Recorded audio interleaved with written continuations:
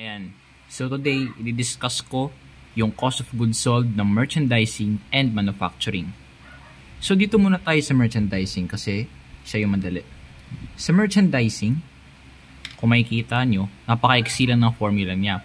Bakit? Kasi sa merchandising, isa lang yung inventory na ina-account natin. So, di ba? Sa merchandising, sabihin natin ikaw to. Ikaw to. Tapos, meron kang sari-sari store.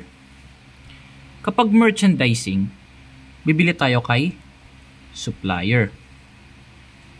Ito si supplier. Tapos, sabihin natin meron siyang napakalaking factory. Yan, factory yan. Tapos, ikaw to. Sa merchandising, kumikita tayo sa pagbebenta ng mga finished products na binibili natin. Kumbaga, pinapatungan lang natin and dun yung income generating activity natin. So, dito, bibili tayo kay supplier. Dadating sa atin ng finished goods. So, ibig sabihin, wala na tayong ipaprocess. Isa-store na lang natin siya sa ating tindahan, tapos ibebenta natin siya kay customer.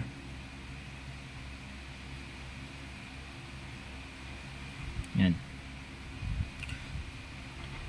Itong storya na to, makikita mo siya dito sa formula mismo. Sige, isa-isahin natin yung mga line item para makuha natin yung cost ng mga nabenta natin na goods. Literally, ganun yun pag ginagalog mo. So, isipin natin, ito yung tindahan mo. Tindahan ka, yan.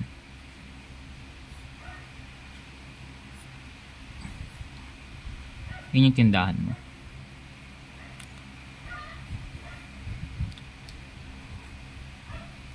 Yan. Tapos, inventory. May inventory tayo sa tindahan. Para makuha natin yung cost of goods sold, kailangan daw, alam natin yung beginning inventory natin. Kapag sinabi natin beginning inventory, ito yung ending inventory mo ng last period. Kung assuming nakakagawa pala ng iyong business, it is safe to say na ibig sabihin yung beginning inventory mo is 0. Pero that is kung kakasimula nga lang ng business mo.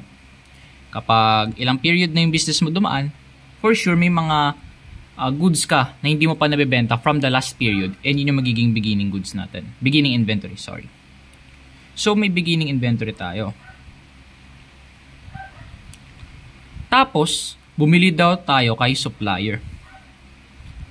Kapag bumibili tayo kay supplier, nakakuha tayo ng goods or merchandise, which is an asset. So, ibig sabihin, ide-debit natin siya. Ito yun. Purchases. Para makuha natin yung net purchases, kasi ito yung kailangan natin, meron pa tayong kailangan isolve muna. Ito siya. So, gross purchases. Ito. So, itong laman niya. Gross purchases, purchase discounts, purchase allowances, and transportation in. So, ano ba yan? Pag sinabi natin gross purchases, ito yung kabuang value ng binili mo. Like for example, bumili ka ng 1,000 pieces ng candy na tig 2 pesos each. O ibig sabihin yung gross purchase natin is 2,000. That's the case. Pero, hindi naman kasi ganun lagi yung nangyayari na kung magkano mo siya binili, yun na yun. Diba? Kapag bulk tayo bumibili, nakaka-receive tayo ng discounts. Familiar kayo sa para may sari-sari store program yung Pure Gold. Like kapag nagpa-member ka sa kanila tapos meron kang sari-sari store, kapag bumili ka in bulk, makaka-receive ka ng medyo malaki-laking discount din. So dito siya pumapasok. Mina-minus natin siya doon sa value ng binibili natin, syempre.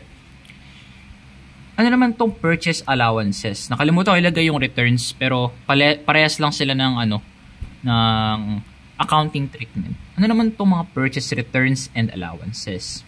Sabihin natin bumili ka ng product yung supplier, pero nung in-inspect mo, nakita mo na damage or di mo siya mabenta kasi nga damage siya or pwedeng possible spoiled. So ang mangyari dito, magpapa-refund ka syempre doon kay supplier in the amount ng goods na possibly na may defect or spoiled. Pero ano ba yung pinagkaibahan ng purchase allowance sa returns? Ganito yan. Parehas sila ng accounting treatment pero in actual practice, magkaiba sila ng application. Ang purchase return, ayun yung literal na pwede mo pang ibalik kay supplier yung goods na na-receive mo. Like sabihin natin, isang kahon ng, ano bang pwede yung may sira? Sabihin natin nagre-resell ka ng mga home appliances, ganyan. O sabihin natin microwave. Yung microwave, basag yung salamin na dumating sa'yo. Siyempre, babalik mo tong sirang product, papunta doon kay supplier ulit. Ito namang allowances. Parang ganun din siya. Ipapa-reimburse mo siya kay supplier pero hindi mo physically na pwedeng ibalik yung isang product. Pinaka-basic na example niyan, yung mga consumable goods. Example, sabihin na lang natin bakery. May mga iba kasing bakery na maliliit lang yung tindahan nila. Hindi naman sila mismo yung nagbe-bake ng mga tinapay nila. Bumibili lang sila dun sa isa pang mas malaking supplier o yung in bulk nagbe-bake ng mga tinapay. Kung sabihin natin, dineliver ni supplier yung mga tinapay na yon dito sa bakery. Tapos nakita na ng may-ari, uy, inaamag na tong tinapay. Or it is not fit for consumption na. Hindi niya naman na pwedeng ibalik yun kay supplier. 'Di ba? Bakit? Anong gagawin ni supplier doon? Hindi naman siya katulad ng microwave na it is just a defect. Pwede pa siyang i-reprocess ulit at mabenta. 'Di ba? Mapakinabangan pa siya. Pero kasi etong tinapay, spoiled na siya. Hindi mo naman pwedeng, 'di ba? Hindi mo pwedeng i-reheat something like that para mawala yung yung amag tapos ibenta mo ulit, 'di ba? Bawal naman 'yun. Ang baboy nun. So therefore, ayun yung pinakaiba nila. Parehas silang may sira na product pero yung returns pwede mong i-return physically. Ang allowances naman hindi. Ay papa-reimburse mo na lang siya. Tapos hindi mo na siya babalik kay supplier kasi hindi naman na siya mapapakinabangan. Okay. Last, ito, transportation in. Lagi kong sinasabi, 'di ba? Meron yan sa accounting standard. The direct costs incurred for bringing an asset into its designated place or designated function by the management is capitalizable. Siyempre, para mapakinabangan mo yung isang asset, kailangan mo siyang dalhin sa iyong lugar. Diba? Paano mo siya mabibenta sa sari-sari store mo kung hindi mo siya ita-transport papunta siya sa'yo? Diba? Kaya kung ikaw yung yung may responsibility na bayaran yung transportation costs, kasama siya dito sa cost ng mga binili mo. So after mong manet yan na yun, net purchases. Kapag in-add mo yung beginning inventory mo, tapos yung mga binili mo, edi makukuha mo yung cost ng goods na maaari mong ibenta. Diba? Yung beginning mo, tapos bumili ka ng bago, edi yun na yung pwede mong ibenta for this period. Diba? Very simple. Mas simplify pa natin. Sabihin natin theoretical lang. Meron kang isang candy na hindi nabenta from last period. Tas bumili ka ng 2 candy ngayon. Edi na yung period, pwede ka magbenta ng 3 candy, 'di ba? Napaka-basic. Tapos after mo makuha yung cost of goods available for sale, ay minus mo siya sa ending inventory. Bakit? Ganito. Gamit ulit tayo ng napaka-basic na example. Beginning na candy, meron ka isa. Wait lang, lagyan naman natin design. Yan, lagyan natin ng effort. Isa. Bumili ka ng 2 this period.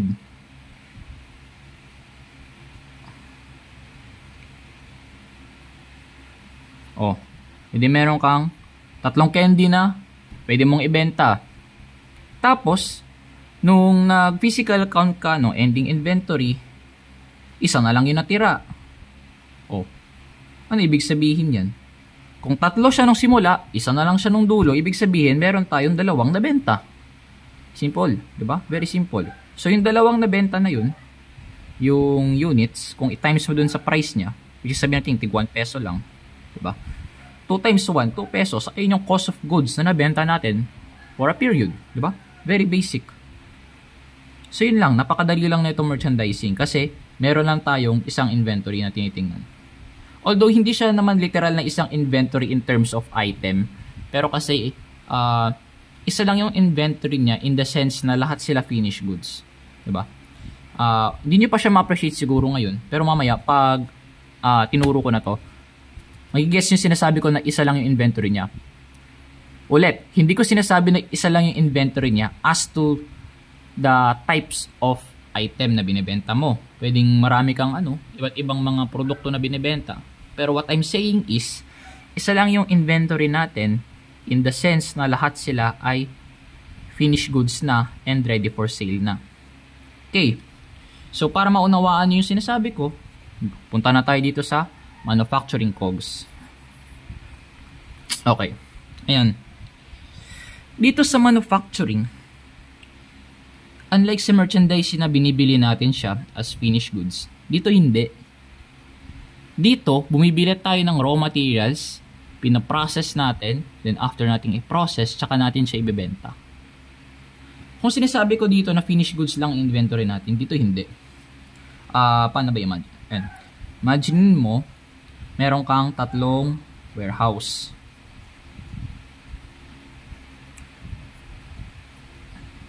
Yan, meron kang 3 warehouse. Tapos, dito mo daw sinostore yung materials. Tapos, work in process. Tapos, finished goods. So, ganito yan. Sineseparate natin siya into 3 inventories.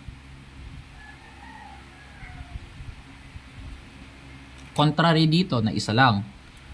Kasi ganito, meron tayong mga materials. Tapos, yung mga materials na yun, i-convert natin siya into finished goods.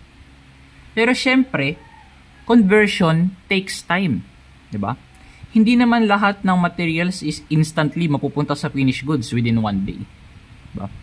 So, magkakaroon tayo ng work in process na inventory. Napaka-basic na lang intindihin, work in process, meaning hindi pa siya tapos. Sinimulan mo na siyang gawin, pero hindi mo pa siya tapos by the end of the period, 'di ba? So ganito, simulan natin yung kwento dito. Sabihin natin ikaw to. Ikaw yung may-ari ng 3 yan, Yan. Pero syempre may supplier pa rin tayo. Supplier, unlike dito, supplier ng finished goods, dito meron tayong supplier ng raw materials.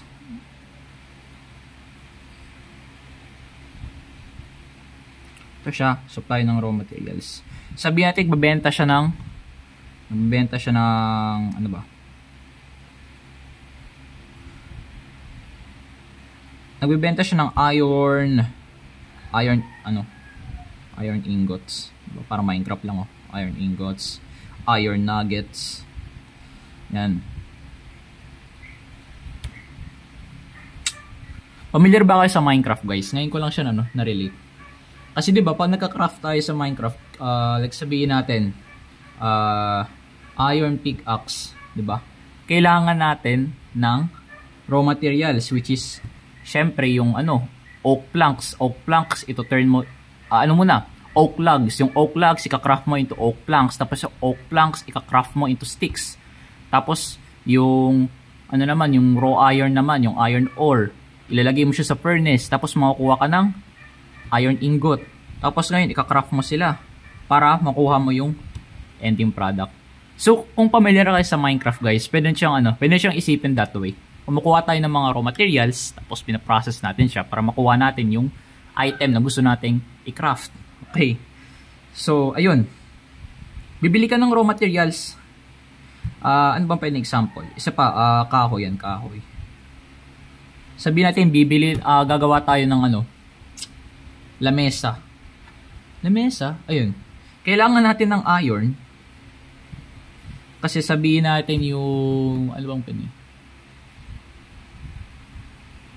Yung lamesa natin, sabihin natin bakal yung ano, baba.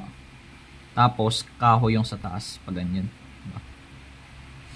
So, kailangan natin itong materials para gawin yung lamesa. Ngayon, titingin muna tayo dito. At the same time, gawa na rin ako ng T-accounts para mas madaling intindihan. Materials.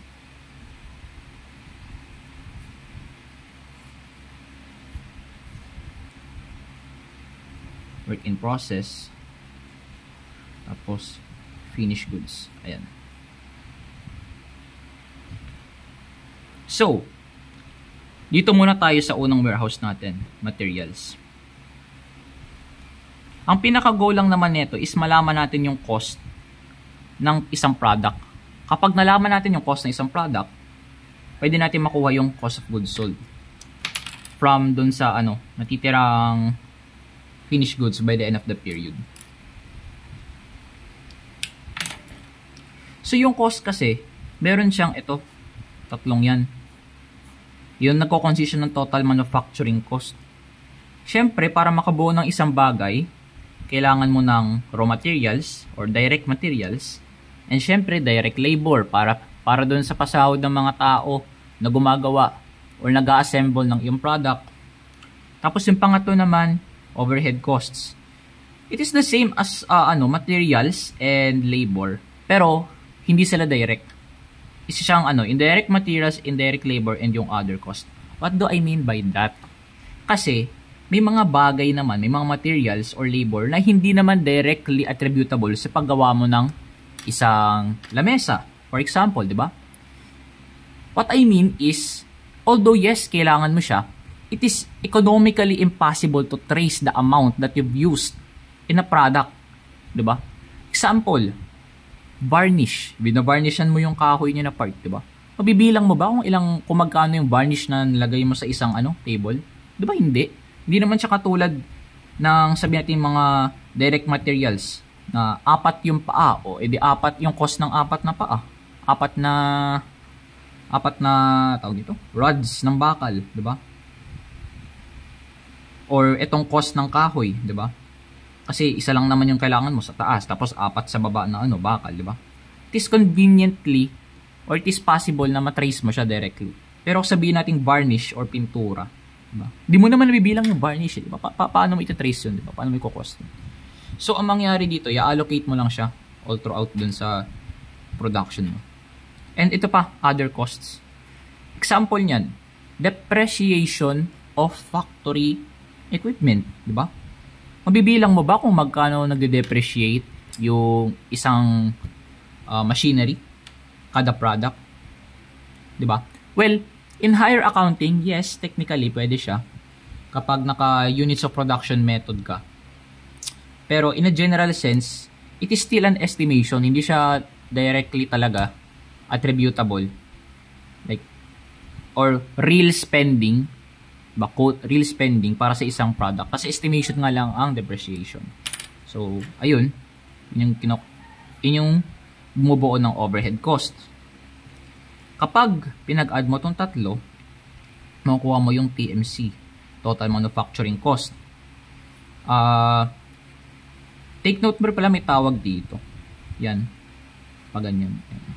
Kapag raw materials and direct labor, ang tawag dyan ay prime cost. Yan, prime cost.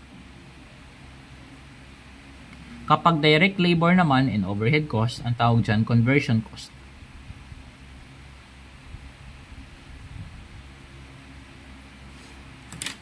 Common na tanong kung saan namamali lagi yung mga estudyante.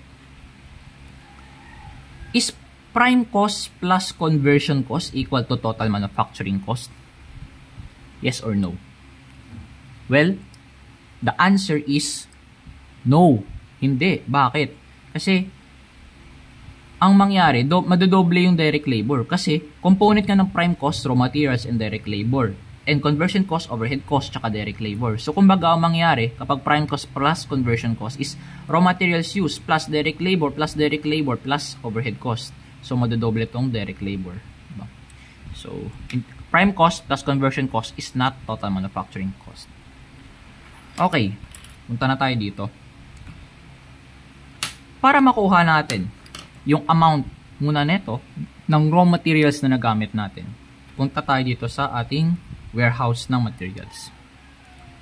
Sabihin natin, meron kang 100 pesos worth of beginning materials. Oh. Tapos, meron ka daw net purchases na 100. Etong net purchases, katulad lang siya dito.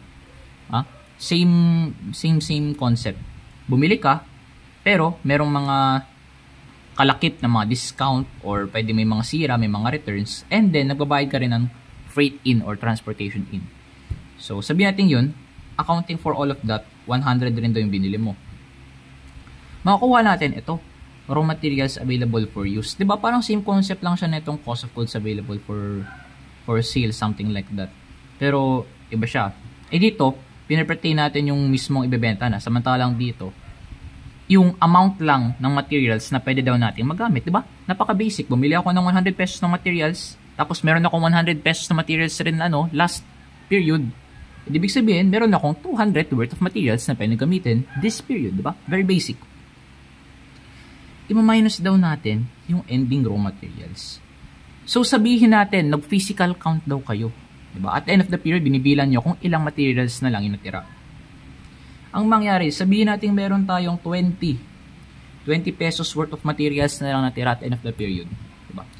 Mag-work back tayo kasi hahanapin natin kung magkano yung credit natin. Diba? Hanapin natin magkano yung nawala para mag-result sa ganitong kadaming natitira. O, ano mangyari dyan? Squeeze method, syempre. O, 20 minus 100 minus 100. Ba, edi? 20 minus, calculator pa natin, walang tiwala sa sarili ko. Lalabas ay 180. Kapag squeeze method, yun yung lumabas. Try natin, 100 plus 100, 200, 200 minus 180 is equals to 20. Ibig sabihin, na-confirm natin na tama, 180 nga yung materials na nagamit natin. So, ibig sabihin, lalagyan natin siya dito, 180. Pero syempre, hindi lang naman materials yung kailangan natin para makabonis ang product. Itong mga direct labor and overhead cost, kadalasan naman guys, given yan, pero minsan may mga binibigay pa siya na kailangan muna siyang isolve para makuha to. Just hindi ko na muna i-discuss dito. Pero sabihin natin na meron tayong raw materials na, yun nga, 180 na nagamit. Sabihin natin nagpasahod tayo ng ng 10 pesos. Babaan lang natin kasi mababa ng 180. Tapos nagpasahod tayo ng worth of 10 pesos. Tapos may mga in-incur pa tayo na other costs na hindi na natin matrace directly dito. Like sabihin 5 pesos, diba? Depreciation ng equipment, diba? For example. So, mangyari, ito na yung TMC natin. Itong tatlo. Yung raw materials, direct labor, tsaka overhead cost. O 180 plus 10 plus 5 equals to 195. Ibig sabihin, ito yung na-incur natin na total costs ng pagmamanufacture. Kaya nga total manufacturing cost, diba? Napaka basic, diba? Total manufacturing cost natin. So, ganito. Sabihin natin, meron tayong 200 pesos worth ng work in process na beginning. Anong ibig sabihin yan? Kung meron tayong beginning na work in process, ibig sabihin yan, meron tayong sinimulan na trabaho last period pero hindi natin natapos. Kung ano yung ending ng last period, yun yung magiging beginning natin. Diba? Parang katulad lang rin dito sa materials. Pagdating naman ng next na period, yung 20 pesos natin na ending, ayun yung magiging beginning naman nila. Start over. So ito, galing tong last period. Ito yung ending nila ng last period. Tapos ito yung magiging beginning natin. Sabihin natin meron tayong 200 na work in process. Tapos, dahil dito, papasok na siya dyan. Yung nakuha natin na total manufacturing cost, papasok na siya dito. 195. Ibig sabihin, nagpasok tayo this period ng panibagong batch ng goods na worth 195. At the end of the period, magkakaroon din tayo ng physical count dito sa ating warehouse ng mga pagawaan, di ba? Kung nakita nila na by the end of the period is 50 pesos na lang yung worth ng natitirang work in process, yung hindi pa tapos gawin na goods, na ina-assemble pa, diba? Ibig sabihin, may nawawala. Kailangan nating i-work back ulit, parang katulad lang dito, kung magkano yung nawala. O, squeeze method. 50 minus 195 minus 200. Ibig sabihin, 345 pesos worth yung nagawa natin. O, test pa natin. 200 plus 195 minus 345. 50. Ano yan? Ba? Ano yung nakuha natin? Nandito na tayo. Ba, ito yun. Total manufacturing cost. Inad mo daw siya sa beginning work in process. Tapos, nakuha mo yung cost of goods put in process. Kasi hindi siya lumalabas dito, guys, ha. Kumbaga, ano lang siya. Parang theoretical lang. Hindi siya lumalabas dito, yung cost of goods put in process. Kumbaga, ito lang yun. Yung cost ng goods na nilagay mo sa assembly line. Ganun. Diba? Tapos, lumabas yung ending work in process. Ito yun. Yung physical count tayo. Ibig sabihin, kapag minus mo to, ito, hinakuha natin, naglagay tayo ng 395 worth ng goods sa ating assembly line, tapos 50 na lang by the end of the period. Ibig sabihin, nakatapos tayo ng products worth of 345 pesos. Ito na yun. Cost of goods put in process, itong dalawa, minus yung ending work in process. Ibig sabihin, matitira is yung cost of goods manufactured. Same concept lang siya dito, di ba? O sabihin natin, ito, yung example ko kanina, meron kang meron kang tatlo, tapos by the end of the period, isa na lang natira. Ibig sabihin, dalawa yung nawala. At I mean nawala na siya sa work in process kasi dito na siya, guys, lilipat na siya sa finished goods. Itong finished goods, ito yung inventory na ready for sale. Ready for sale. Ganyan. Ibig sabihin, parang ito na siya dito. Parang nandito ka na sa merchandising. Diba? Kung i-relate nyo. Ito na yung inventory na tapos na. Pwede natin ibenta sa mga customers. Kung sabihin natin na meron tayong 75 pesos worth of finished goods na beginning balance sa 75. Ibig sabihin, galing yan sa last period.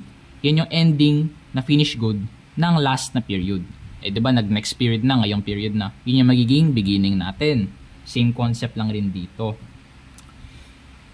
Tapos, itong 345, ayan yan cost of goods manufactured. Cost ng goods na nagawa natin. Dahil tapos na siya, i-add mo siya dito sa finished goods. Ito, beginning finished goods. O, 375 plus 345. O, 375 plus 345. Hindi pala, sorry. 345 plus 75 lang pala, hindi pala 375. Yan. 420. Ayun yung cost of goods available for sale. Meron akong 75 last period. Tapos, may 345 ako na finished goods. Pag pinag-add ko yun, ibig sabihin, meron akong 420 pesos worth na materials na pwede kong ibenta. Available ako na ibenta yon kasi tapos na nga. Diba? Very basic. Tapos, by the end of the period ulit, magkakaroon kayo ng physical count. Diba? At sabihin natin, nakakita tayo ng, 125 pesos worth na finished goods. Sabihin sa warehouse natin, nung simula, may 75, nadagdagan ng 345, and by the end of the period ng physical count, 125 na lang daw yung natitira. Ibig sabihin, katulad lang rin dito, hanapin natin dito. Ano to? Ano to? Mawawala na to. Diba? Kung ito yung hindi na benta, ibig sabihin, ito yung amount na tama, na benta. So, ibig sabihin, ito yung cost of goods sold.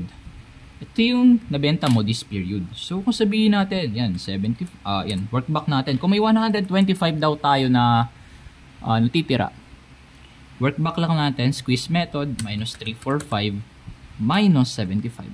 Ibig sabihin, meron tayong 295 na finished goods na nabenta for this period. Sige, try natin. 75 plus 345 minus 295. Confirm lang natin kung tama ba yung workback. Tama.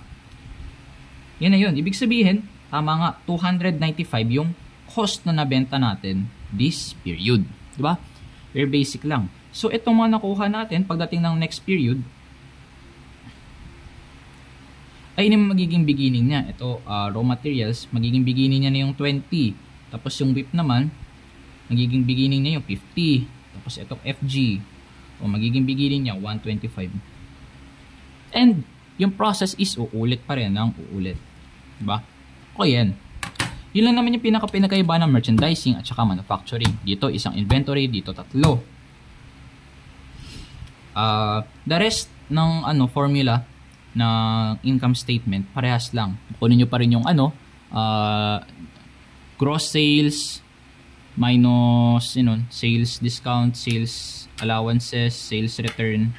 Makukuha mo yung net sales. Tapos net sales minus mo dito sa cost of goods sold, makukuha mo yung gross profit. Gross profit, tapos yung selling expenses and administrative expenses, i-add mo para makuha mo yung operating expenses. Tapos i-minus mo yun dun sa gross profit mo. Makukuha mo yung net income before finance cost and tax. Tapos i-add mo lang yung mga interest income mo, tapos i-minus mo lang yung mga interest expenses mo. Yan, makukuha mo na yung net income before tax. Tapos minus mo yung tax mo, makukuha mo na yung pinaka net income. Very basic, 'di ba? Yun lang yun. So, ito yung pinaka basic na explanation dito sa manufacturing. Pagdating nyo ng cost accounting, hihirap pa siya kasi literal na hindi naman natin, basta ito inaaral ko as of now yung process costing. Actually guys, yun, ang hirap niya. Hindi man sa mahirap, napaka maproseso, diba? Kasi ang nangyari dito, kumpara sa job order, tawag kasi ito job order costing. Yan. Tinatrace mo yung kada job kung nasaan na siya. Dito hindi. Dito sa process costing, ito yung naaral namin ngayon. What if itong tatlo, process A, B, C, diba?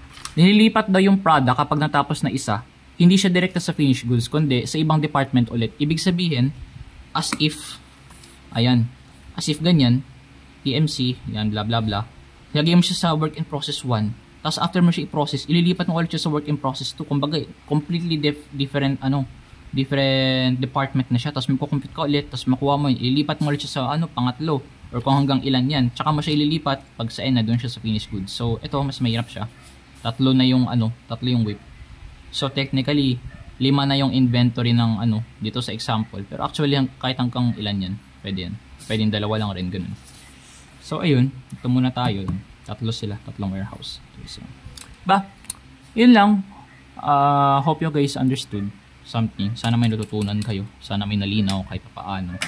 So, ayun lang guys. Galingan nyo sa accounting. Yun lang.